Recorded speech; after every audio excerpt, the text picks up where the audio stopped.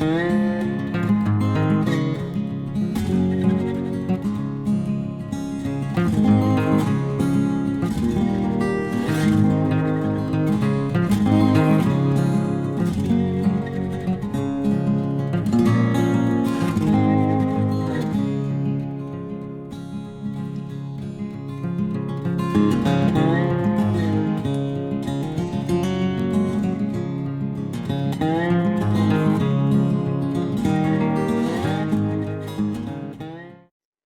Congreso de Coninagro siempre trata de abordar temáticas relativas a la producción y de proveer información, análisis, contexto y herramientas para los productores o cualquier involucrado en la producción agropecuaria para estar actualizado. Yo voy a tratar de aportar desde mi lugar lo relativo a qué está pasando en el mundo con la producción agropecuaria y con los mercados y con la posibilidad de desarrollar más exportaciones en materia de agrocomercio internacional. La Argentina es uno de los 15 países mejor calificados en el mundo para exportaciones de origen agropecuario. De hecho, el año pasado fue el número 12 de todo el mundo y tiene una gran participación en el comercio internacional de productos de base agropecuario, sean primarios o sean manufacturados de origen agropecuario. Bueno, yo voy a tratar de explicar lo que está ocurriendo en el mundo. Hay un mundo de crecientes exigencias, de eh, requisitos y atributos más calificados para el que produce y para el que vende, donde hay que desarrollar habilidades nuevas, y esto me parece que es bueno actualizarlo y discutirlo y conversarlo, y detrás de eso estaremos trabajando. Cuando hablamos de productos agropecuarios no es exclusivamente soja y carne, también imagino que las economías regionales argentinas tienen un gran peso, ¿no? En lo que puede ser el potencial agroexportador. Efectivamente. Yo te diría, incluso, si dijéramos, por ejemplo, soja, que es la principal cadena exportadora argentina, en realidad soja son cuatro grandes productos. Es el poroto de soja, es el aceite de soja, es la harina de soja y es el biocombustible de soja. Y allí tenés grandes productores, medianos, intermedios, y además tenés terceros que asisten y colaboran y forman redes. Pero por supuesto, además de estar, como decís, la carne, tanto la que tiene menos manufacturada como la que sale del más calificado frigorífico, están las economías regionales con las frutas y sus derivados, como los jugos concentrados o como las hortalizas, o con algunos otros productos que surgen de la actividad más artesanal en el interior. Está el ajo, está la producción artesanal del interior, están los vinos, están eh, incluso la generación de conglomerados productivos que permiten productos casi delicatessen. O sea que tenés grandes cadenas de producción y tenés mucho un poco más chico que lleva desde la creación de dulces hasta los pescados. Ese conjunto, desde los más chicos a los más grandes, en la Argentina explica más de 40.000 millones de dólares por año en un año normal. Este ha sido un año bastante anormal por la pandemia. 2/3 de todo lo que exporta la Argentina forma parte de este gran conjunto, donde están desde los grandes hasta los más chicos, incluyendo los medianos, desde los más manufacturadores hasta los que trabajan en producción primaria. Pero todos tienen un hilo conductor: participar de este gran ecosistema de agroproducción argentina que abastece a muchos mercados en el mundo. ¿Qué tan lejos estamos de nuestro potencial agroexportador? Siempre hay mucho por mejorar porque el mundo está cambiando permanentemente. Es como que nos ponen el arco cada vez más lejos porque el mundo avanza tecnológicamente y te va permitiendo superar incluso aquel récord al cual llegaste y que creíste que era lo más lejos a lo que podías llegar antes. El mundo hoy está avanzando mucho en exigencias de calidad, cumplir estándares, requisitos, normas técnicas, certificaciones. El mundo está pidiendo mejores procesos productivos, respetando el medio ambiente, respetando derechos vinculados con la sustentabilidad. El mundo va exigiendo de parte de las empresas comercializadoras, no solamente de parte de los productores, mayores capacidades, hacer buenas alianzas, buenas estrategias de marketing, poder vincular los adelantos tecnológicos con la capacidad productiva más cerca de la tierra. Por lo que yo creo que la Argentina hoy está muy bien. Pensemos esto: si uno analiza todas las exportaciones argentinas de todos los rubros juntos, la Argentina explica más o menos el 0,3% de todas las exportaciones mundiales. Poquito, 0,3%. Pero si uno analiza solo las exportaciones de origen agropecuario, a la Argentina explica el 2% de todas las exportaciones mundiales. O sea, el 0,3% en el total, el 2% en lo agroproductivo. Por eso somos uno de los 15 más importantes. Por lo tanto, estamos cerca de nuestro máximo potencial, pero ese máximo potencial siempre va exigiendo más, porque la evolución tecnológica, la mejora de las capacidades de producción y comercialización, los mayores atributos para las empresas y los productores nos van exigiendo más día a día, y en esto siempre hay mucho para hacer nuevo. Bueno, ¿cuándo entonces nos encontramos en el Congreso de Coninagro? ¿Cómo va a ser la modalidad? El Congreso se desarrolla el 9 de noviembre a partir de las 8:30 de la mañana. Quiero invitar a todos a que participen en este tiempo tan complejo de pandemia y de confinamientos. La invitación es hacerlo a través de internet. Invito a pasar por la página web de Coninagro y ahí van a tener las vías para comunicarse. Nosotros los expositores vamos a estar reuniéndonos en un espacio desde el cual vamos a emitir nuestros mensajes, conversar, exponer. Van a haber diálogos, van a haber conferencias, algunas desde Buenos Aires, otras del interior, otras desde el exterior. Van a haber algunas mesas de intercambio en la cual vamos a estar nosotros trabajando, y todo eso va a ser emitido a través de internet, por lo que yo los invito para poder vincularse con buenas experiencias, con información, con experiencias vinculadas con los adelantos técnicos, con la política, la producción, el financiamiento, todo lo que tiene que ver con la producción, el 9 de noviembre desde las 8:30 de la mañana. Este año, con viso también de invitados internacionales, queremos profundizar el posicionamiento del cooperativismo y de las producciones regionales y nacionales, como sí también la industria y la comercialización a nivel internacional, con los países después de la pandemia que van a tener alternativas de crecimiento, y ver en ese sentido cómo Argentina puede aprovechar debido a la situación tan difícil interna que estamos viviendo, pero también analizar el mercado interno, las posibilidades que existen con nuestras producciones, y bueno, y para eso distintas miradas, tanto de lo internacional, tanto de economistas, representantes desde Roma, de la FAO, desde Brasil el tema financiamiento. Por lo tanto, son distintas miradas sobre esto de alentar la producción en la Argentina y cómo podemos producir más con más productores y con más rentabilidad y más producción. Creemos que se dan muchas condiciones en función de la característica misma del productor, la capacidad de gestión que tiene hoy día el campo en general, las cooperativas, en que muchas tienen toda la capacidad, toda la cadena de valor. En ese sentido, podemos acceder a la tecnología si se dan las condiciones, y la capilaridad que hay. Entonces tenemos capacidad territorial y capacidad de gestión.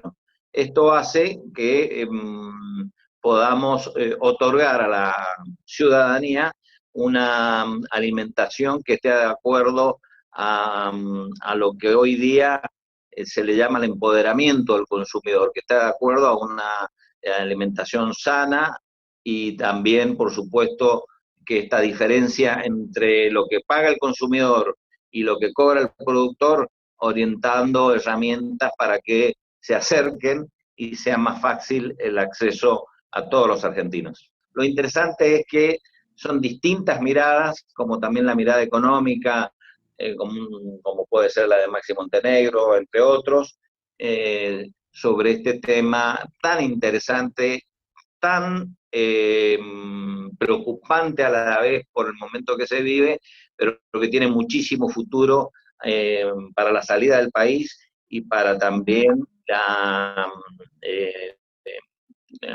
todo lo que está referido a la alimentación. Bueno, buenos días a todos los presentes.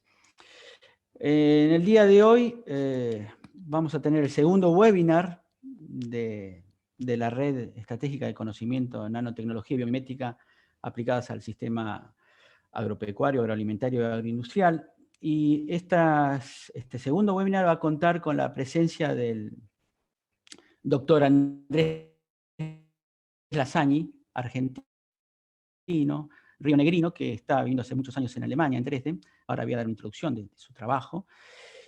Vamos a empezar, yo creo que ya estamos en hora. Lo voy a presentar. El doctor Andrés Lasagni, quien conozco hace varios años y estamos haciendo trabajos conjuntos, va a hablar sobre interferencia láser directa, un método industrial para la funcionalización de superficies. Andrés estudió Ingeniería Química en la Universidad Nacional de Comahue, en Neuquén, y obtuvo su título de doctor en Ciencias de Materiales en la Universidad del Saar, en Saarbrücken, Alemania, en el año 2006. Luego continuó sus investigaciones en el Georgia Institute of Technology, en Atlanta, Estados Unidos, y la Universidad de Michigan, también en Estados Unidos. En el año 2008, él comenzó con su fusión de líder de grupo en el Fraunhofer, en Dresden, IWS, en Alemania, es decir, él volvió a Alemania, y desde el 2012 es profesor de la Universidad Tecnológica de Dresden en el área de procesamiento de materiales utilizando radiación láser. Bueno, Andrés es autor y coautor de más de 300 publicaciones y 30 patentes.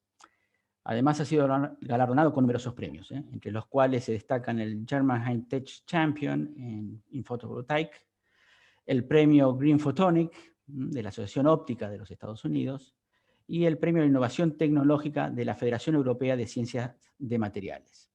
Y hace poco recibió la mención de honor del Senado de la República Argentina. Bueno, Andrés, creo que ya te paso el micrófono, por así decir, y bueno, esperemos, ustedes, la gente puede consultar a través del chat. Después de la charla de Andrés, bueno, se va a ver una ronda de preguntas, y bueno, si necesitan alguna información hay que mantenerse en contacto con nosotros. Ustedes ya tienen, creo que, el correo electrónico de la red. Pero bueno, empecemos y buena suerte, Andrés, y gracias por estar presente. Te agradezco mucho tu participación en estos webinars. Bueno, muchas gracias, Eduardo, por la introducción, por la invitación y bueno, un placer estar acá. Gracias a Ana Laura, a Gustavo y a Jorge. Y espero que no me haya olvidado de nadie. Pero bueno, la idea era de hacer esto en Buenos Aires. En abril no hay que aclarar por qué no se pudo hacer, pero espero que lo podamos quizás hacer en forma personal el año que viene, a fines del año que viene. Y bueno, voy a empezar a compartir la presentación y espero que la estén viendo en forma correcta. Eduardo ya comentó de qué se trata mi charla. Se trata de el desarrollo de una tecnología láser, la cual nos permite funcionalizar superficies, es decir, crear nuevas propiedades de materiales tecnológicos relevantes. Y muchas de estas actividades que realizamos se basan en la imitación, ¿no?, de ejemplos naturales que los vamos a ver a través de la charla. Bueno, Eduardo ya comentó quién soy, así que muy cortito. Nací en Cinco Saltos, en la ciudad de Cinco Saltos, en Río Negro. Estudié Ingeniería Química en la Universidad de Comahue. Luego hice mi doctorado en Alemania, estuve un tiempo en Estados Unidos como postdoc y desde el 2008, como decía Eduardo, también estoy ahora en Dresden, que está situada en el este de Alemania. Podemos ver, ¿no?, en esta región, muy cerquita de Praga, 150 kilómetros y a 200 kilómetros al sur de Berlín. Y bueno, actualmente tengo una cátedra en la Universidad Tecnológica de Dresden y al mismo tiempo dirijo un centro de investigación relacionada con fotónica de microavanzada en conjunto con el Fraunhofer IWS. Y el objetivo es comprender distintas propiedades, es decir, cómo podemos generar propiedades funcionales o nuevas funciones en materiales tecnológicos, basándonos en ejemplos naturales, pero la historia no termina ahí, sino que nuestro objetivo principal a continuación es el desarrollo de tecnología, de equipos ópticos, para lograr hacer la transferencia de tecnología en la industria. La parte industrial, eso lo dedicamos, lo hacemos más en el Instituto Fraunhofer, lo cual quizás me permite presentar la próxima transparencia, que les quería explicar quizás un poco el sistema científico alemán y al mismo tiempo para demostrar la importancia del INTA en Argentina y el INTI.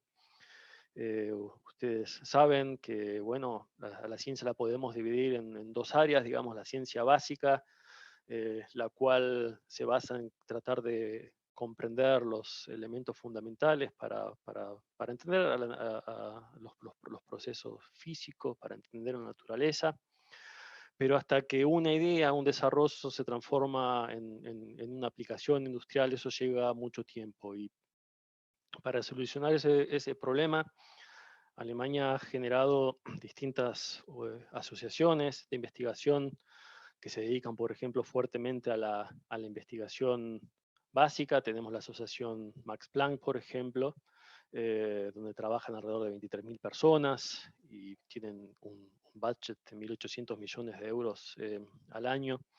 Luego tenemos la asociación Helmholtz, que es también una asociación muy grande, alrededor de 39.000 personas que trabajan en ella, y también con una determinada importante cantidad de fondos, alrededor de los 4.500 millones de euros. Y luego tenemos en el medio otras asociaciones como la asociación Leibniz, que si bien no se dedica, o sea, su función principal no es la investigación aplicada, ya hay también transferencia de tecnología a la industria. Luego tenemos las universidades alemanas. La normalidad en Alemania es que las cátedras, sobre todo las cátedras en las facultades de ingeniería, tengan una gran cantidad de proyectos industriales. Nosotros, en mi caso, trabajamos fuertemente con la industria, tenemos muchísimas actividades con el objetivo también de hacer una transferencia de tecnología, ¿no? Los industriales nos llaman por teléfono, nos contactan, nos preguntan si tenemos alguna forma, alguna posibilidad de resolver un problema, y bueno, y trabajamos en conjunto con ellos para ver si los podemos ayudar. Y finalmente aquí aparece la asociación Fraunhofer, que es la asociación de ciencia aplicada más grande en toda Europa, con alrededor de 26.000 personas que trabajan, y bueno, un financiamiento de alrededor de 2.600 millones de euros, de los cuales no todos provienen del Estado, o sea, la gran mayoría proviene directamente del contrato con la industria. Y bueno, les mostraba esta transparencia porque un poco la charla de hoy está orientada justamente a este camino de la ciencia básica hasta la ciencia aplicada, es decir, hasta la aplicación en la industria, y un poco cómo fue nuestra historia en los últimos, podría decir, de 20 años para poder desarrollar esta tecnología en base a la tecnología láser que les voy a contar. Bueno, la biomimética, que es, ¿no?, la imitación de superficies en la naturaleza, es nuestra inspiración. Hay una gran cantidad de ejemplos naturales, los cuales si los observamos en profundidad, podemos observar de que existen determinadas superficies con características muy especiales, y que debido a este tipo de topografías o elementos, en combinación con las propiedades químicas, por supuesto, de la superficie, podemos lograr propiedades muy interesantes. Un ejemplo muy conocido es una mariposa Morphopeleides, que tiene una coloración azul, pero no tiene ningún pigmento, ¿no? Como si no funciona como, digamos, como si fuese una pintura, sino lo que tiene en sus alas es una estructura muy pequeña, que contiene además distintos elementos con distintos tamaños, y debido a esta geometría tenemos lo que se llama un cristal fotónico, el cual solamente refleja la luz azul, ¿no? Por eso es que la vemos de color azul. Después hay otros insectos, por ejemplo, que tienen estructuras muy complejas en la submicro y nano escala, y basándose en esta topografía que es repetitiva o cuasi repetitiva, tiene la superficie tiene la característica de que las bacterias no se pueden adherir, ¿no? Tiene propiedades antibacterianas.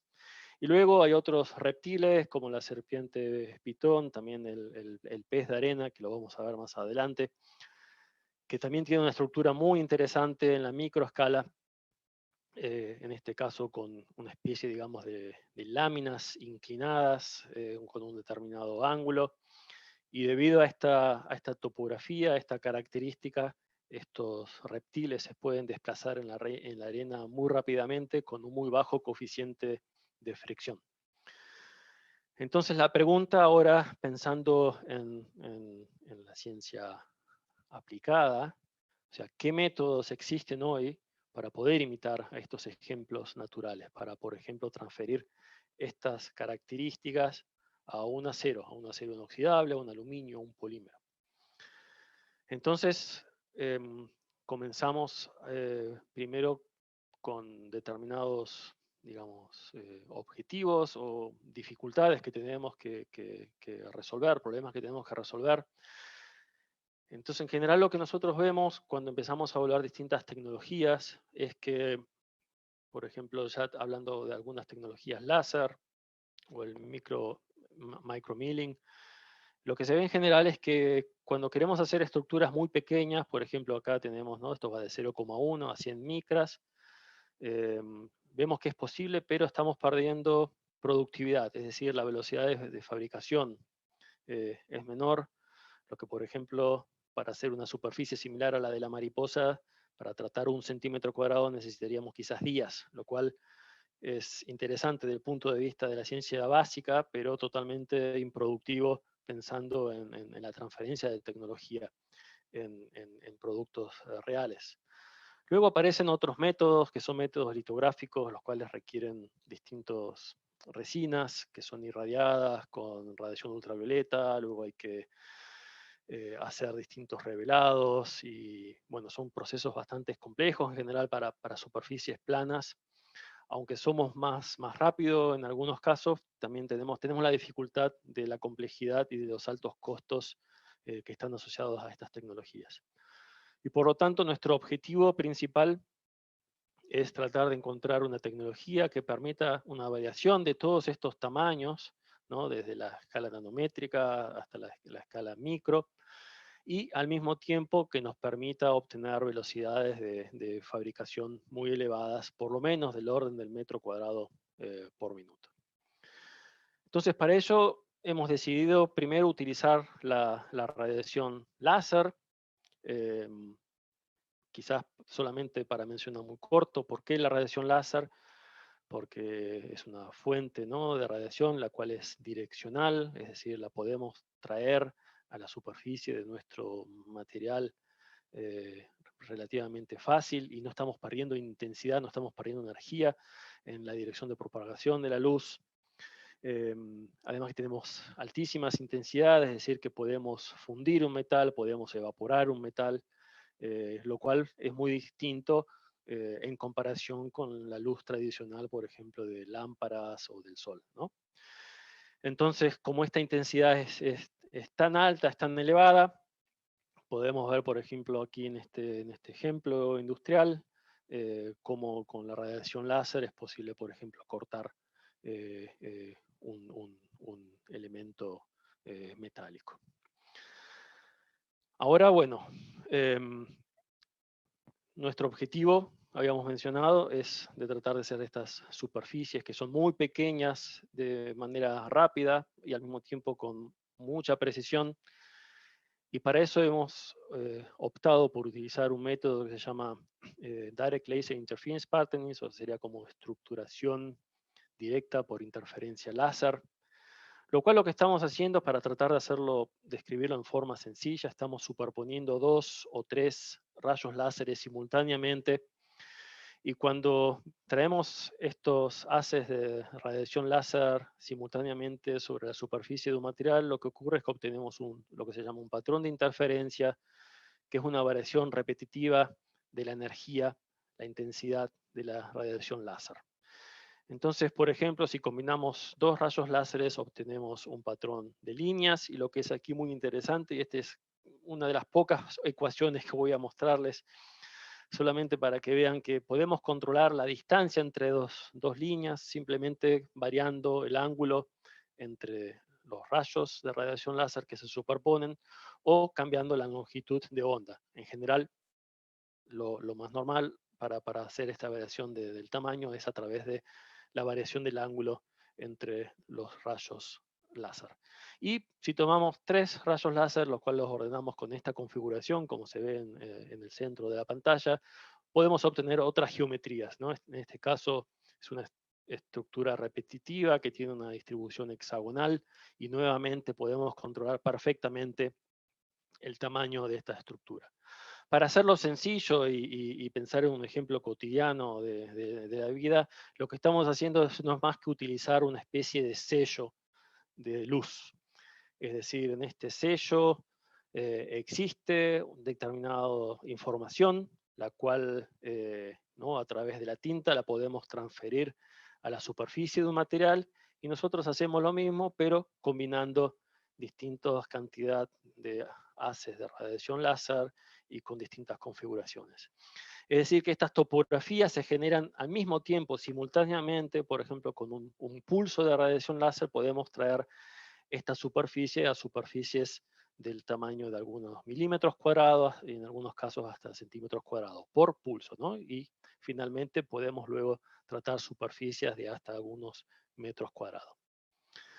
Para mostrarles un ejemplo en la realidad, qué ocurre, por ejemplo, sobre una lámina de poliestireno.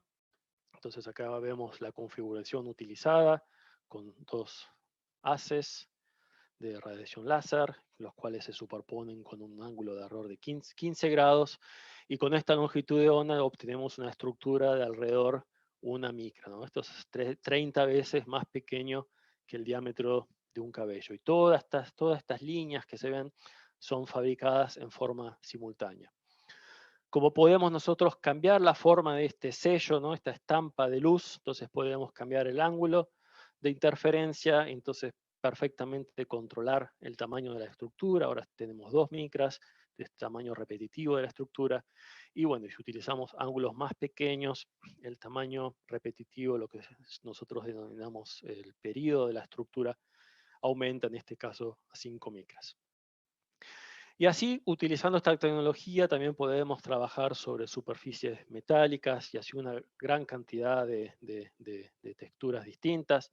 En el ejemplo, esto es una superficie de acero, y podemos ver que estas topografías, estos elementos estructurales que hemos fabricado, son muchísimo más pequeños que el diámetro del cabello. Tenemos también la posibilidad de variar otros parámetros de la radiación láser. Por ejemplo, un parámetro que se llama polarización. No voy a ir muy en detalle, pero bueno, lo que vemos en la imagen, esto sería la configuración de los rayos láser que van sobre la superficie, ¿no? Como les mostraba al principio, en la configuración de 3 rayos láser. Este es el patrón de interferencia que se obtiene, es decir, la distribución periódica de la energía del láser sobre la superficie. Pero si variamos la polarización, podemos empezar a cambiar también estos patrones de interferencia. Todo lo podemos luego medir utilizando cámaras de alta resolución. Y finalmente, lo más importante, cuando hacemos cuando irradiamos un material, por ejemplo, en este caso es un acero, utilizando estos distintos parámetros de interferencia, podemos obtener estructuras muy complejas y distintas. La primera, la que vemos aquí en la esquina superior a la derecha, se parece mucho a un panal de miel, ¿no? Y la estructura inferior, la cual solamente se fabrica haciendo una variación de la polarización de la radiación láser, parece como si fuesen pilares, ¿no? Pequeñas montañitas que están distribuidas también con un arreglo hexagonal. Y bueno, y así es posible de utilizar muchísimo más configuraciones con 2, 3, 4, 5, 6 haces de radiación láser podemos cambiar la polarización selectivamente de de cada uno de estos rayos individuales, y lo que ven en estos dibujos con mucho color son la simulación, ¿no? Es la simulación de estos patrones de interferencia, y pueden ver que la complejidad de estructuras que se pueden crear son muy importantes. Y al mismo tiempo, en estas fotografías de microscopio electrónico, lo que vemos es que perfectamente podemos reproducir estos patrones en materiales, en distintos materiales tecnológicos relevantes. Bueno, la complejidad de estas estructuras, además, se puede incrementar utilizando algunas estrategias, ahora no relacionadas al patrón de interferencia en sí, pero relacionados a cómo desplazamos estos haces de radiación láser sobre la superficie del material. Para dar un ejemplo y tratar de ser lo más breve posible en esta parte más técnica, para ir luego los ejemplos a las funciones. Aquí lo que vemos, es la sección transversal de polímeros que hemos irradiado utilizando esta tecnología. Podemos ver que en la división vertical lo que estamos haciendo, si vamos hacia abajo, estamos aumentando la cantidad de energía por unidad de área que se utiliza para irradiar este material. Y lo que ocurre al final es que obtenemos una estructura compleja, tenemos la estructura periódica que está relacionado al patrón de interferencia, los que les comentaba antes, esta estampa de luz, pero después aparecen digamos, elementos estructurales adicionales, los cuales están más relacionados en este caso con el diámetro de la radiación láser sobre la superficie. El mensaje es que lo que ven es que estamos creando estructuras que se dicen jerárquicas, es decir, que estamos utilizando solamente un proceso de fabricación, creando topografías que tienen elementos estructurales con distintos tamaños y en forma simultánea. Y los ejemplos de la naturaleza son así, no hay solamente una estructura de un tamaño, sino que hay una combinación de tamaños, por ejemplo, para combinar una propiedad antibacteriana, y a estas estructuras más pequeñas que te otorgan la propiedad antibacteriana, protegerlas con estructuras más grandes para dar una estabilidad mecánica. Eso es lo que hace la naturaleza y eso es lo que queremos hacer nosotros. Al fin, ¿qué es lo que ocurre? Es que, bueno, utilizando este tipo de patrones de interferencia y comprendiendo perfectamente lo que ocurre con los materiales, podemos también comenzar a crear otros tipos de estructuras. En este caso no estamos removiendo el material, sino que estamos como creando localmente dentro del material burbujas de gas, y estas burbujas no pueden escapar, por eso hay como un hinchamiento de la estructura, y ahí nuevamente obtenemos este tipo de estructuras complejas. En este caso, irradiamos un polímero negro, tiene en este caso una pigmentación. Estos pigmentos pueden absorber la radiación láser, y cuando la absorben se incrementa la temperatura localmente y se comienzan a formar estas burbujas de gas que no pueden escapar, y por lo tanto es que se produce este hinchamiento en la superficie del material. Y eso a nosotros al final nos ayuda a generar estructuras que aún eran quizás impensables, también entendiendo qué es lo que hace la radiación láser cuando interactúa con un material. Entonces, teniendo toda esta información, comenzamos a desarrollar modelos, los cuales describen la remoción del material, el hinchamiento del material, y nos permiten, por ejemplo, hacer una simulación de una estructura compleja que deseemos realizar, por ejemplo, en este polímero que les mostraba antes de color negro. Entonces podemos simular cuáles son los parámetros que finalmente requerimos para hacer esta estructura compleja, y lo que ven luego aquí a la izquierda de la pantalla es el experimento, es decir, la medición real de la superficie en este material, y podemos ver que tanto la simulación como el experimento son muy similares. Y de esta forma, bueno, podemos, como les comentaba, crear estructuras muy complejas, multifuncionales, y bueno, y extender nuestros grados de libertad para la fabricación de estructuras complejas de forma notablemente. Es decir, podemos combinar estructura de líneas con pilares bastante remarcadas, o líneas sobre estructuras un poco más como ondas, o pilares muy pequeños sobre pilares muy grandes, y así sucesivamente. Y todo esto desde la simulación y desde la comprensión de la interacción de la luz láser con el material, lo podemos calcular de antemano. Así que bueno, tenemos esta tecnología láser que tiene este sello de luz, el cual utilizamos para fabricar las estructuras periódicas. Y ahora el siguiente paso es, bueno, veamos qué ejemplos, qué aplicaciones podemos imitar de la naturaleza y, bueno, y generarlo, transferirlos a productos del día a día. El primer ejemplo que quería mostrar es el pez de arena, que es similar a la serpiente pitón. Si se acuerdan, les comentaba que si miramos con detenimiento la superficie del pez de arena, tenemos estas especies de láminas que están inclinadas, que tienen un determinado tamaño, entre 5, 10 micras. Y ¿no? El nombre del pez de arena, ¿por qué se llama pez de arena? Porque se debe a la habilidad que tiene este animal de desplazarse en la arena como si estuviese nadando. Y lo mejor para comprender esto es a través de un vídeo, espero que lo puedan ver bien. Tenemos en cámara lenta cómo se desplaza el pez de arena sobre la arena en un desierto, y ahí podemos ver ahora cómo se sumerge, ¿no? Cómo puede penetrar de forma muy, muy sencilla dentro de la arena, es porque esta superficie característica que tiene con estas láminas le otorga un bajo coeficiente de fricción. Se puede desplazar muy rápido dentro de la arena. Así que bueno, el objetivo es hacer algo similar a la superficie del pez de arena, y bueno, para hacer estas topografías, decidimos irradiar las superficies de nuestros materiales target, pero aquí vemos, por ejemplo, ¿no? los dos haces de radiación láser que irradian a una superficie. En este caso les voy a mostrar un ejemplo en polímero.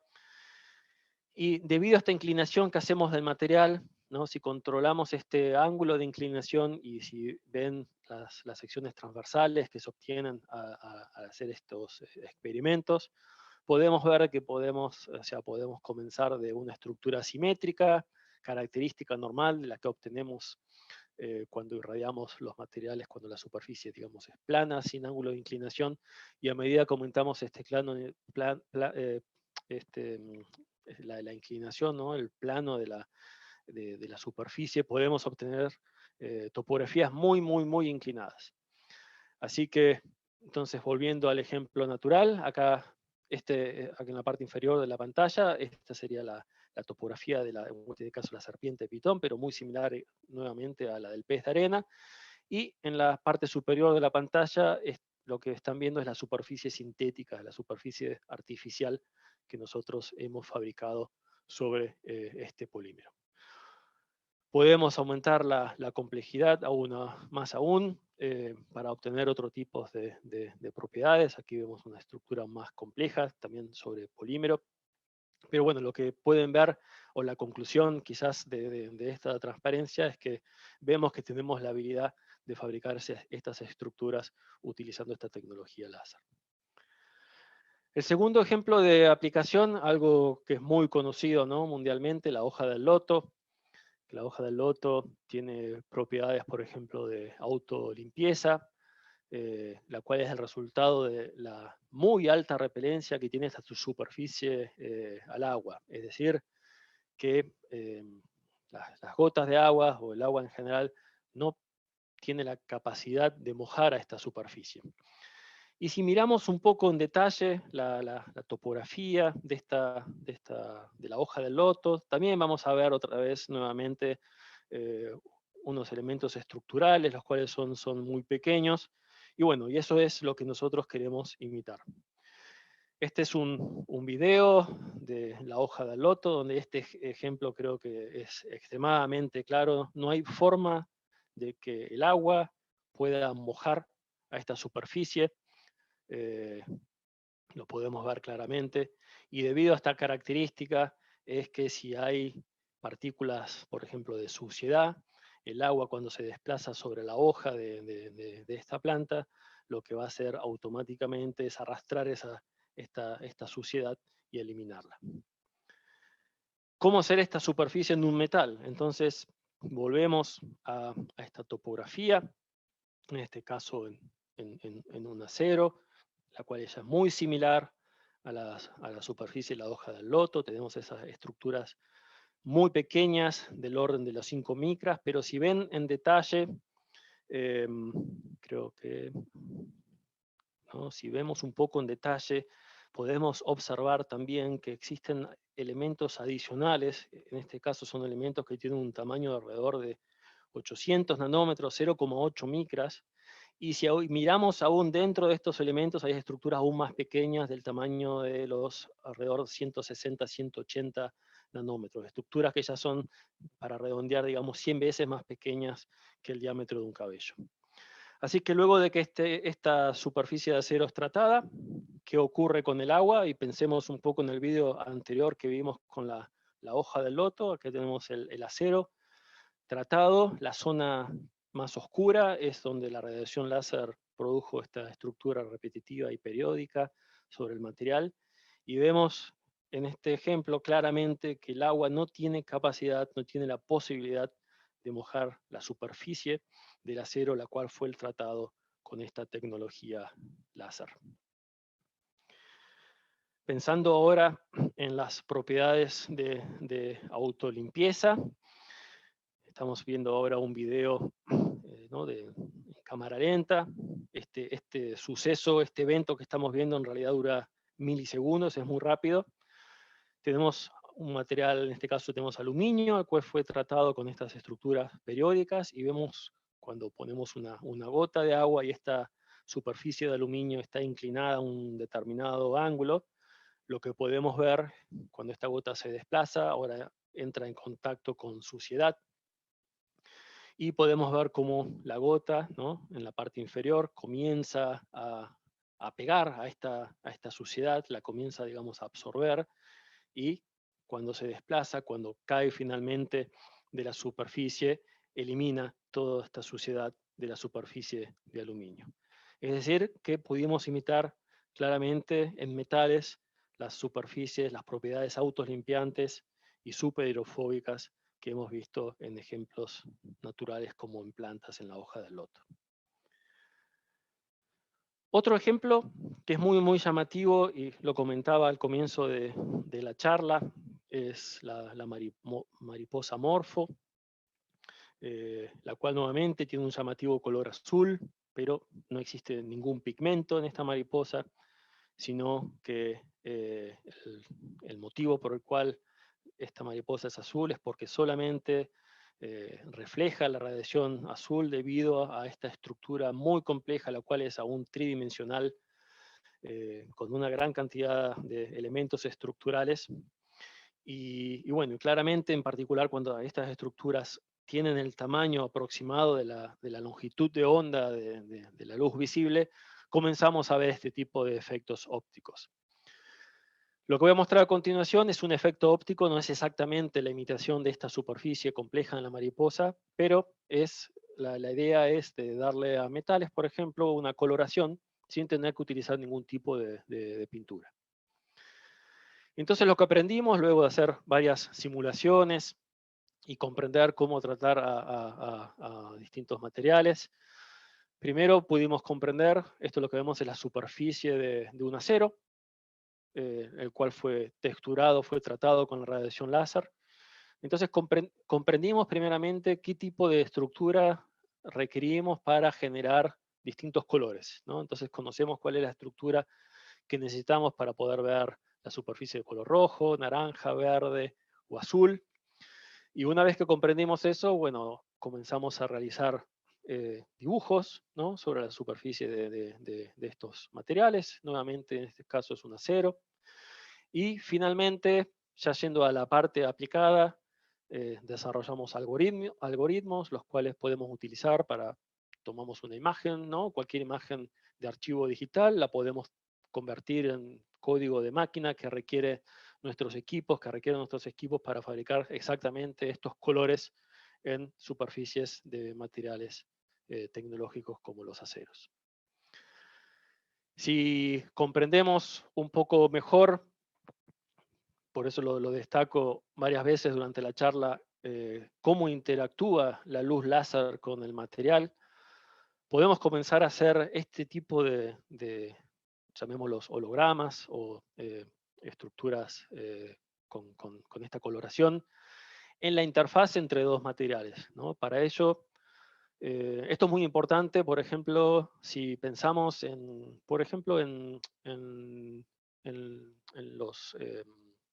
las tarjetas de identidad, ¿no? Los DNI, los que son hechos en polímeros. Eso no es simplemente un polímero, en realidad hay como 7, 8 láminas de distintos polímeros, y la información está inscripta en general en la interfase entre dos de estas capas. Y la ventaja de eso es que protegemos a esta información de desgaste mecánico, por ejemplo, y al mismo tiempo estamos protegiendo o aumentando la seguridad de estos documentos, ¿no? Que requerimos que no sean falsificados de una forma muy sencilla. Y entonces, en este caso, si sabemos qué longitud de radiación láser utilizar, podemos utilizar estos patrones de interferencia, donde la primera capa de material es totalmente transparente a la radiación láser, pero no el segundo, en este caso policarbonato. Entonces fabricamos esta estructura periódica aquí en la interfaz entre dos materiales. Acá tenemos la sección transversal. Esta estructura está inscripta dentro del material, y de esa forma, por ejemplo, podemos pensar en aplicaciones como tarjetas de crédito transparentes, ¿no? Donde la información está protegida del desgaste y está inscripta en la interfase entre estos dos materiales. Bueno, esto estaba relacionado a la aplicación, y la parte final ahora está relacionada al desarrollo de la tecnología. ¿Qué tenemos que hacer? ¿Cómo podemos hacer para lograr transferir este conocimiento, ya conocimiento básico y en algunos casos ya aplicados, pero para nuevamente generarlos en productos y hacer la transferencia de tecnología en la industria?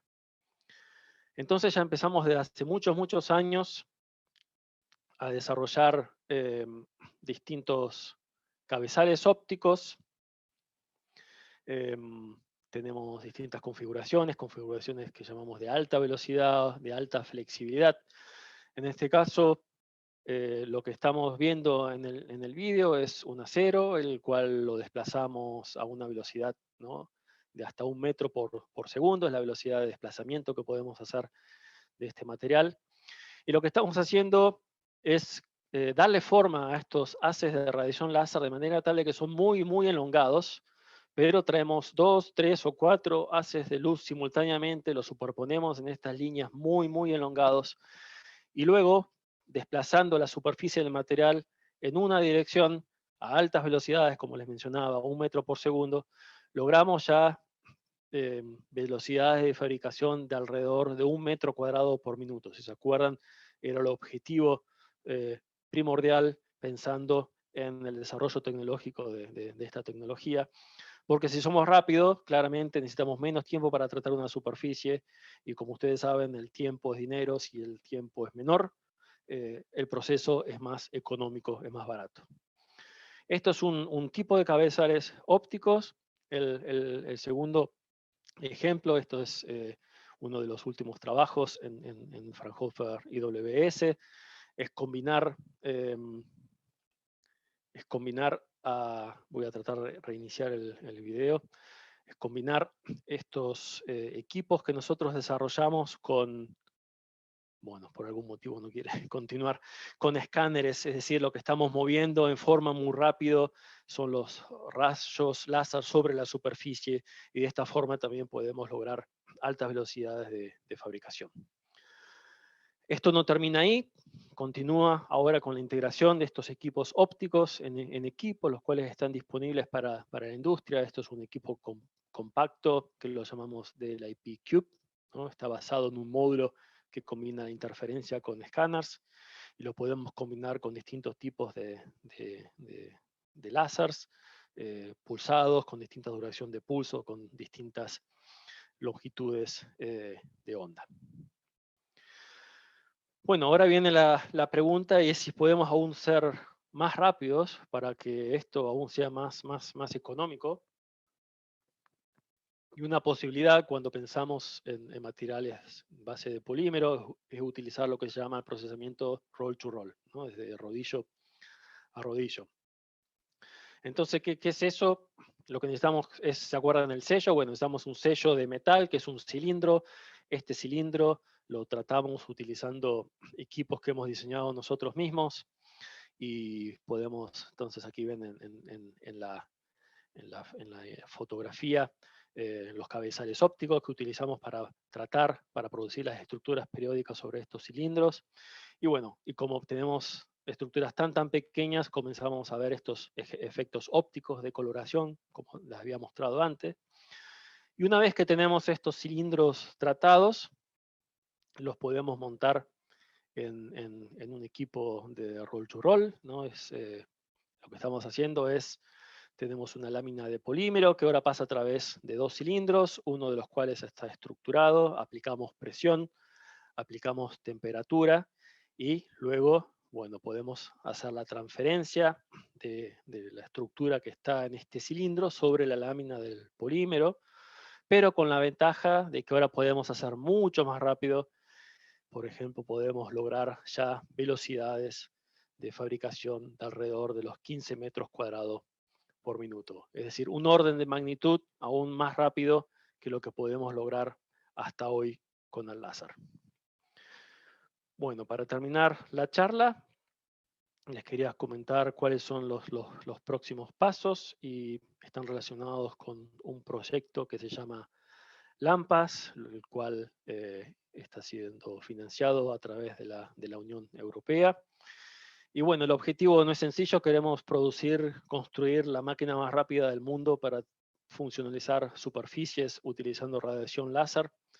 Y para ello tenemos un consorcio bastante importante, donde bueno, está la TU Dresden realizando los equipos de interferencia, los cuales los combinamos con escáneres de polígono, los cuales son desarrollados por la empresa NST, NextScan Technology en Bélgica. Luego tenemos el desarrollo de láseres de alta potencia de pulsos. El objetivo es hacer un láser de 1,5 kilovatios, lo cual es muchísima energía, muchísima potencia, teniendo en cuenta que estamos hablando de láseres pulsados. Esto lo está haciendo la empresa Trumpf en Alemania.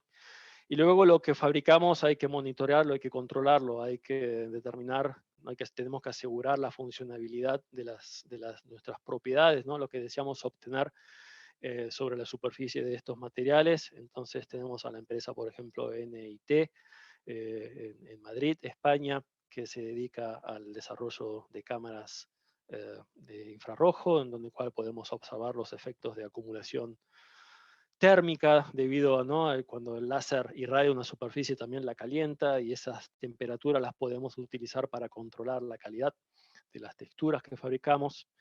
Y luego tenemos a la empresa La SEA en Bélgica, la cual va a integrar todos estos componentes.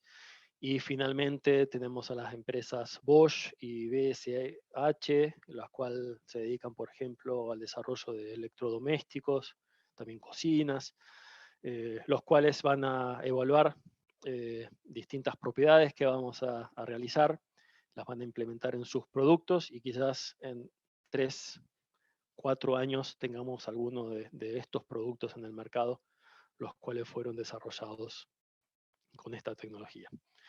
Bueno, con eso quisiera terminar. Nuevamente agradecerles a todos por estar presentes en la charla y bueno, podemos comenzar con la discusión.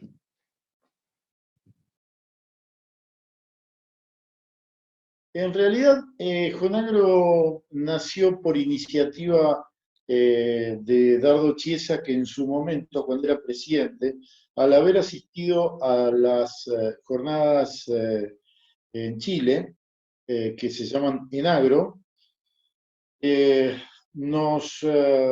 lo conversamos y tratamos de alguna forma de adaptar algún modelo de acá de la Argentina. ¿Por qué? Sobre todo porque CRA no tenía una jornada nacional o una jornada que represente en forma nacional a la entidad y haciéndola en Buenos Aires. Teníamos los congresos regionales, por supuesto representándonos en todo el país, pero veíamos la necesidad de que haya una jornada nacional, una jornada que represente a todas las Confederaciones Unidas. Y así surgió el CONAGRO, Jornada Nacional Agropecuaria, quiere decir la conjunción de estas primeras letras, ¿no? Bueno, así surgió, hicimos, la verdad es que el primer año, como todo lo nuevo teníamos un poco de miedo, pero por suerte salió muy bien, tuvimos un éxito bárbaro y así lo fuimos repitiendo hasta el día de hoy, que en realidad este año entramos en un sistema bastante diferente, que es el sistema virtual, así que estamos volviendo a estrenar un Jonagro pero virtual, pero de alguna forma no quisimos cortar la continuidad del desarrollo de esta actividad. Así que acá estamos presentes el día 11 y 12 de noviembre, la semana que viene, estaremos de alguna forma desarrollando esta jornada que para nosotros es tan preciada. Por supuesto, no sé si el lema o el objetivo que va a unificar a todos es lo que va a venir hacia adelante en el sector agropecuario, un poco siempre apuntando al futuro, ¿no? ¿Qué es lo que pasaría en el campo? Que yo creo que es lo que la gente necesita. Esto va a estar atado sin duda a todo lo que es el tema de bioenergía y, digamos, las nuevas generaciones de energía. Vamos por supuesto, estar incorporando al sector agroindustrial, que hoy está tan en boca de todos. Vamos a tratar las oportunidades y los desafíos empresariales que el sector agropecuario va a tener para adelante, ¿no? Y los desafíos profesionales también del sector agroalimentario que no dejan de ser tan importantes. Va a estar un tema como el impacto del COVID en la industria frigorífica, que creo que es algo que le interesa a todo el mundo. Vamos a hacer, yo les diría que,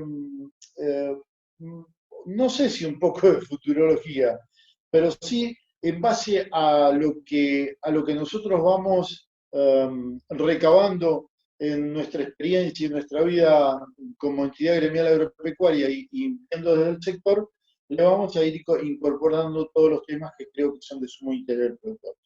Y por supuesto también va a estar el tema de seguridad jurídica, que hoy está tan en boga y tan actual, donde Juan Pedro Mervilán, un hombre de nuestro movimiento, un abogado que siempre está analizando y estudiando todo lo que es el detalle constitucional, nos va a estar contando cómo ve o qué perspectiva tiene de lo que es la seguridad jurídica para adelante en este país. Así que yo te diría que estos temas van a estar encarados por gente muy conocida. Va a estar presente Roberto Bizán en la apertura, va a estar el ingeniero Julio Menéndez, Carlos Vidal, Gerardo Liotta, Sabín Papendiek del Inca, Pablo Padilla de Fede Citrus va a estar representando inclusive a lo que son los temas de economías regionales. Hugo Sigman, por todos conocidos también. Indudablemente voy a estar yo como presidente de CRA participando. Nos va a acompañar también el ministro de la Producción de la provincia de Córdoba, el ingeniero Sergio Uso, que muy gentilmente nos va a estar acompañando, y también la presencia de David Miazo de Fada, Mariano Echegaray de la provincia de Córdoba, como decíamos hoy Juan Pedro Mervilac, y en el cierre de uno de los bloques va a estar el gobernador Schiaretti y el gobernador Uñac, que nos han confirmado el acompañamiento a este evento. Finalmente, te diría que en la segunda jornada estamos terminando de confirmar, pero tenemos bastantes posibilidades de que nos acompañe el presidente de la Nación, el doctor Alberto Fernández. Así que con esto completaríamos el cronograma de todos los temas interesantes para el campo y de las primeras figuras que están hoy a cargo de cada tema de los que estuve charlando. ¿Qué tiene que hacer la gente que quiera ingresar a Jonagro? a través del, digamos, del flyer que está apareciendo en las publicidades, van a tener el link y todas las características técnicas para inscribirse, y a partir de ahí simplemente participar, que creo que esta es la facilidad que nos brinda esta pandemia para poder comunicarnos técnicamente de esta forma, y que a veces es mucho más cómodo que tener que viajar y estar inclusive gastando dinero que a veces no se tienen. Seguramente favorecerá mayor participación en todo el país, precisamente por esta facilidad de acceso. Sí, yo te diría que lo estamos comprobando con las diferentes charlas técnicas que estamos desarrollando durante el año, durante los meses que han transcurrido, y tenemos una participación muy importante de gente. La verdad que estamos, toda la gente que estamos trabajando en CREA, muy contentos, porque de alguna forma vos sentís que está brindando algo que la gente está necesitando, y la posibilidad de que les llegue tan fácilmente como está llegando a través de este. Estamos con el doctor Sebastián Bendayán, consejero del IPCBA por la industria, que nos está dando esta nota desde Shanghái. ¿Qué tal, Sebastián? ¿Qué están haciendo en Shanghái? ¿Qué tal? Buenas noches. Acá ya son las 7 y pico de la tarde. Bueno, vinimos con el instituto a participar en la CIE, que es la Feria Internacional de Importadores, que está organizada por el gobierno chino y el gobierno propiamente dicho de la localidad acá de Shanghái. Bueno, esta feria es una feria de alimentación. Esta es la tercera edición. La verdad que es una de las ferias más importantes que se ha constituido como referente a nivel mundial, porque para que tengan una idea, estamos hablando de 500.000 metros cuadrados que tiene de cubiertos, con 13 pabellones. Las referencias que tenemos, por lo menos no sabemos qué va a pasar lo que ocurra en esta feria, que comienza el 5, pero el año pasado, por ejemplo, hubo más de 180 países, con casi 4.000 expositores, y bueno, venimos con mucha expectativa, porque la verdad que Argentina hoy por hoy está totalizando de toda la cantidad de exportaciones que está realizando, casi o un poquito más del 70% viene acá a China, ¿no es cierto? Entonces, bueno, de alguna manera es eso, también el incentivo y expectativas de que sea una buena feria, ¿no es cierto?, para las empresas argentinas. El stand del instituto tiene un poco más de 50 metros cuadrados, en donde van a estar las empresas que vienen a participar y que van a ver ronda de negocios y visitas fundamentalmente para fidelizar a los clientes que tenemos aquí. Y después estamos organizando con el agregado agrícola Hernán Viola y el nuevo embajador, el embajador Kreckler, bueno, una serie de eventos institucionales, ¿no es cierto?, para estrechar los lazos, digamos, que tenemos con este mercado. El gobierno chino nos avisó con antelación que para poder participar teníamos que hacer una cuarentena previa de 14 días, independientemente de tener toda la formalidad correspondiente del visado que pide para China, las cartas de invitación, el hisopado, digamos, que teníamos que solicitar, que teníamos que traer desde Argentina. Y bueno, cuando arribamos aquí al aeropuerto también nos tuvimos que someter a un control, la verdad que riguroso, exhaustivo, no solo de un nuevo hisopado, sino de completar formularios y declaraciones juradas de que no estuvimos en contacto estrecho ni con gente que tenía COVID, ni algún vínculo estrecho con alguna persona, ni síntomas, ¿no es cierto? Entonces, bueno, ese trámite duró más o menos 3 horas, y bueno, de ahí vinimos al hotel, y estamos en el hotel aislados por 14 días, no podemos tener ningún contacto con el exterior, ni con los que están en el hotel, porque aquí en el hotel hay más de 20 argentinos que van a participar en la feria, ¿no es cierto? Así que bueno, esperemos que el día 2 de noviembre, si todo va bien, porque tenemos un hisopado previo también antes de salir, si todo va bien, ya podemos salir de aquí del hotel y hacer, digamos, si se quiere, una vida más más tranquila, por lo que nosotros vemos acá en los canales de noticias y lo que podemos, que nos cuentan, los que ya están aquí desde de más días, acá se está viviendo con mayor normalidad y naturalidad de la que estamos nosotros acostumbrados allá en Argentina. Si bien, por ejemplo, toda la gente está con barbijo circulando en la calle, no es obligatorio aquí. Y bueno, y después tenés las medidas del distanciamiento, higiénicas, sanitarias y demás cuestiones. Y propiamente dicho, con respecto a lo de la feria, como te decía antes, tenemos muchas expectativas. Va a ser una incógnita porque hasta el día 5 no vamos a realmente saber ni tomar dimensión a ver de cómo nos vamos a encontrar y de qué nos vamos a encontrar. Yo sé que, o sea, a ver, el pabellón argentino es un pabellón grande y multitudinario que vino porque está el pabellón del IPCBA y pegado al lado están las empresas que vinieron de vino, de legumbres, de cereales, así que somos una multitud, por decir de alguna manera. Y bueno, esperemos a ver el 5, a ver si valió la pena este esfuerzo, que yo creo que sí, de haber venido y estar estos días aislados, que era un poco lo que incluso a muchas empresas los hacía dudar, porque a nuestro regreso también tenemos los 14 días de cuarentena, o sea que en definitiva son 30 días que tuvimos que estar aislados para poder participar en la feria, pero bueno, somos optimistas de que va a valer la pena todo este sacrificio.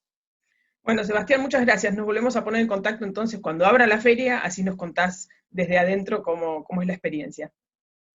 Cómo no, Verónica, un gusto, como siempre, y nos volvemos a encontrar la semana que viene y ya con novedades y ya más sobre la feria en sí. Gracias. Thank you.